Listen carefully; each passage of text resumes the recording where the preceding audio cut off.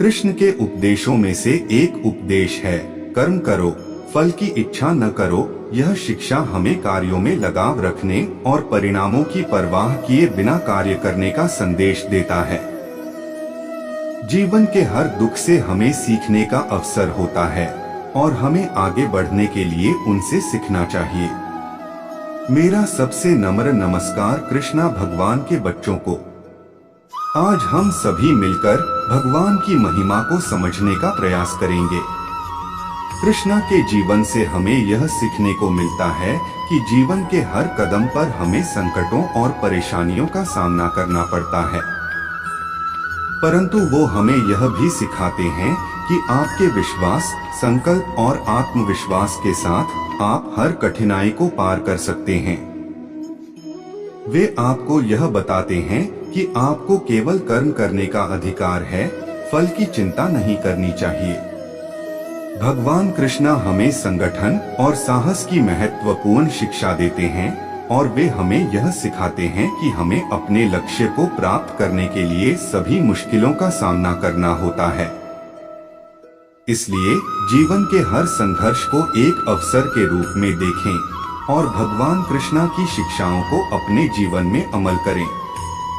आपका संकल्प और आत्मविश्वास हर कठिनाई को पार करने में मदद करेगा। यही असली महिमा है।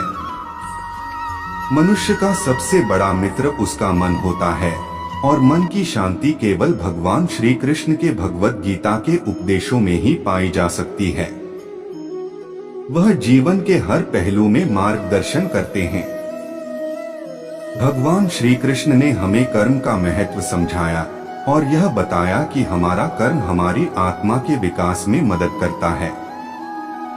वे ने यह भी सिखाया कि हमें कर्म करते समय फल की आकांक्षा नहीं करनी चाहिए, क्योंकि केवल कर्म करने में हमारा कर्म सफल होता है। भगवान श्री कृष्ण की बातों से हमें आत्मा के आध्यात्मिक विकास की दिशा में मार्गदर्शन मिलता है और हमें अपने कर्मों के माध्यम से अपनी आत्मा को पूर्णतः जानने का मार्ग मिलता है। इसीलिए भगवत गीता के उपदेशों को सुनकर हम अपने जीवन को एक नई दिशा में मोड़ सकते हैं और सफलता प्राप्त कर सकते हैं। महाभारत में भगवान कृष्ण का उपदेश सुनो, कर्मण्येवाधिकारस्ते मा फलेषु कदाचन मां कर्मफल हेतुर्भूर्मा ते संगोस्त्व कर्मणि। इसका अर्थ है कि आपका कर्म केवल कर्म करने में होना चाहिए, फल की चिंता न करें और आपको अपने कर्म से संगठित नहीं होना चाहिए। यह सिखाता है कि हमें अपने कर्मों का सामर्थ्य से निर्विघ्नता से निर्विघ्न करना चाहिए और फल की चिंता करने का निषेध करता है।